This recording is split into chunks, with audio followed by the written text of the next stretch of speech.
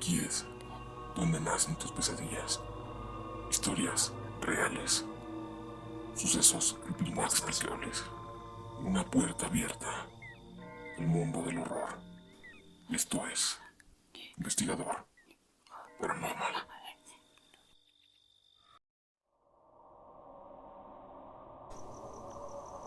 Muy buenas noches, comunidad. Espero que se encuentren de lo mejor. En esta ocasión, antes de comenzar, me gustaría agradecerles a todos y cada uno de ustedes que hacen posible este proyecto. Ya somos 483 en la comunidad más paranormal de YouTube. Mas sin embargo, no es la meta. Aún nos falta un poco más. Pero por ahora me conformaría con llegar a 500 personas. Así que te agradecería de todo corazón si pudieras compartir esto con algún amigo, algún familiar o alguien que sepas que le gustan este tipo de historias. Pero sin más por el momento, solo me queda pedirte que te relajes, apagues la luz y disfrutes de los siguientes relatos. Y ojalá un viento incesante y una lluvia de fondo te esté acompañando esta noche.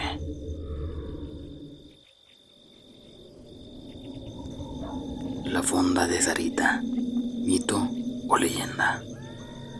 Cerca del centro histórico de la Ciudad de México existe un pequeño y reconocido restaurante llamado La Fonda de Sarita. Se dice que los platillos son tan deliciosos que la gente hace filas enormes y largas para comer en este lugar. La leyenda cuenta que el éxito de esta fonda tiene que ver con algo paranormal. La escalofriante historia comienza hace varios años, cuando Sarita, motivada por realizar sus sueños, decidió rentar un humilde local para poner su pequeño restaurante. Ella era madre soltera y estaba a cargo de sus 3 hijos. El local era muy antiguo y estaba muy descuidado. Sarita tenía que realizar muchas mejoras al lugar para que éste luciera mejor. Así que decidió contratar a un albañil para que le ayudara a hacer el trabajo más pesado. Cuando el albañil comenzó los arreglos del baño, tumbó una pared que, para su sorpresa, escondía una pequeña habitación, lo que inmediatamente se lo comunicó a Sarita.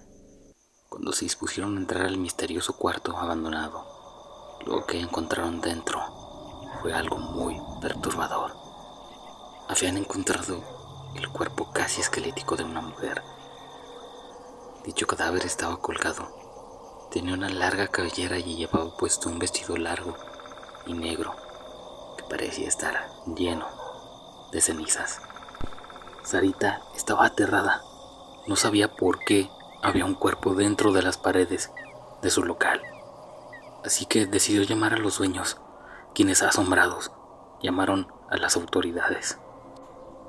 Al descuido de Sarita, esperando a las autoridades fuera del local, su pequeño hijo Leo se acercó al esqueleto y, sintiendo mucha lástima por aquella mujer, pensando que ella había sufrido y había sido abandonada en esa oscuridad, en aquella oscura habitación, decidió descolgarla para después ponerla en el piso. Cruzó sus brazos como pudo e hizo una oración para ella, para que descansara en paz. Afortunadamente, los forenses no hicieron más preguntas y solamente se llevaron el cadáver.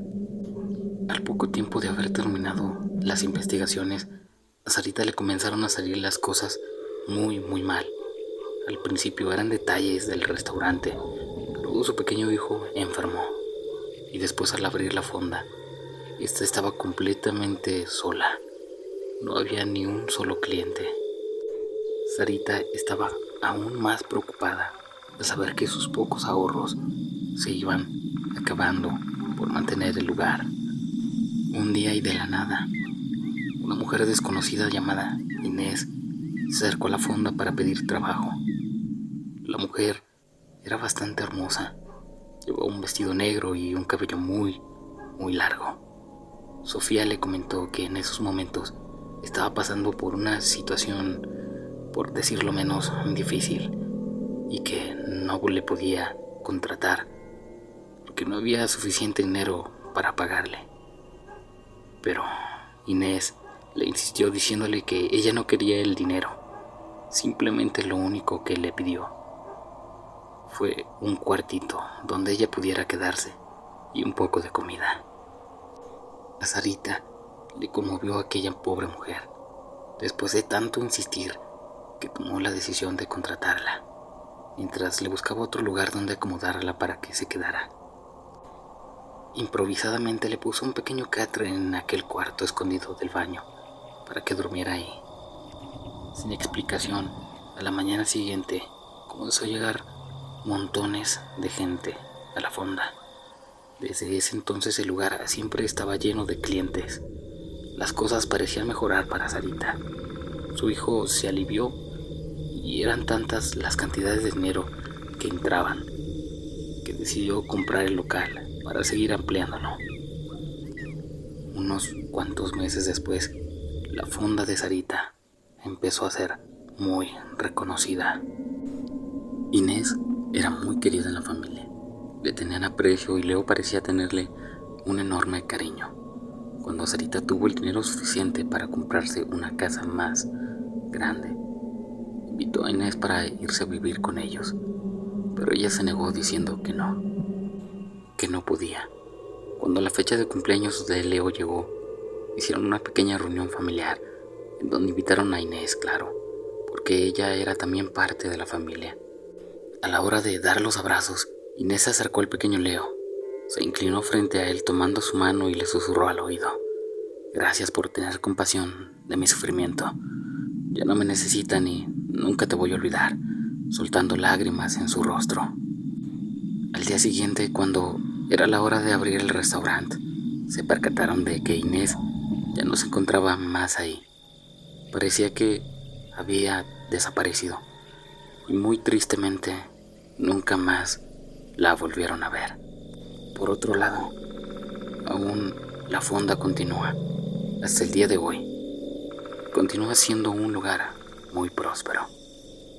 Creo que para este punto de la historia es más que obvio que aquella mujer no era más que el espíritu del cadáver que encontraron en aquella extraña habitación. Pero no es momento de relajarse aún. Aún no ha llegado el momento de encender la luz. Aún queda una historia más esta noche. Sigues escuchando Investigador Paranormal.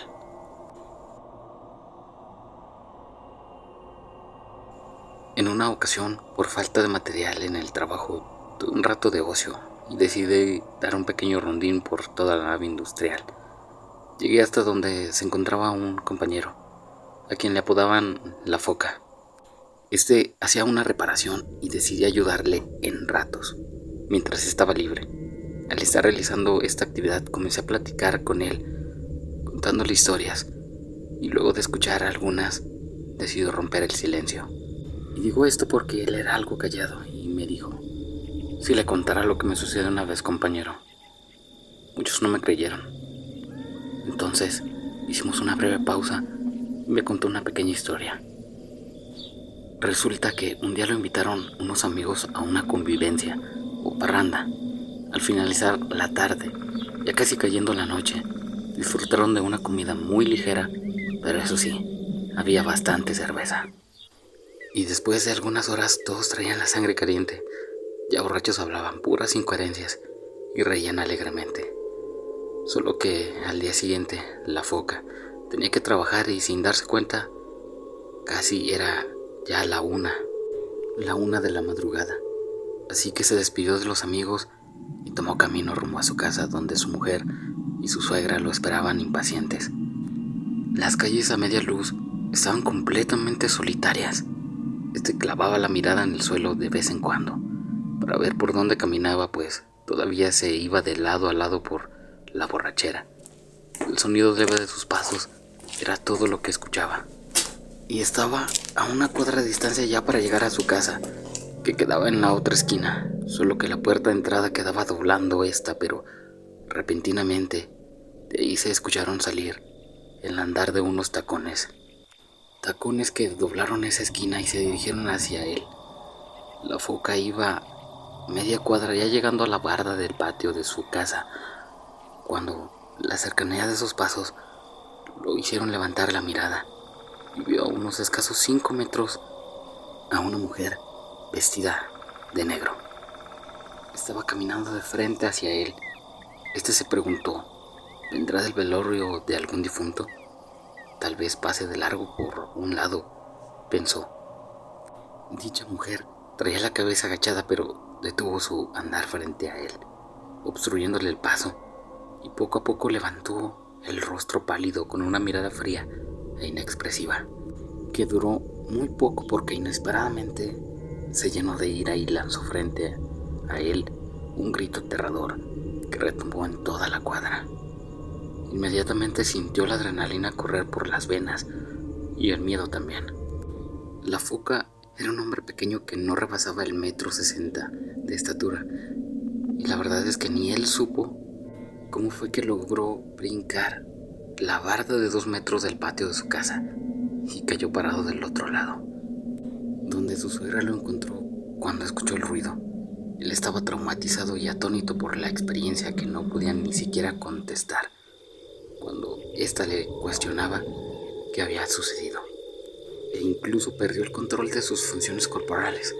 Pobre foca. La única evidencia que le quedó de aquel momento fue el pantalón húmedo. Lo demás solo sus ojos lo vieron y los oídos de ambos lo escucharon.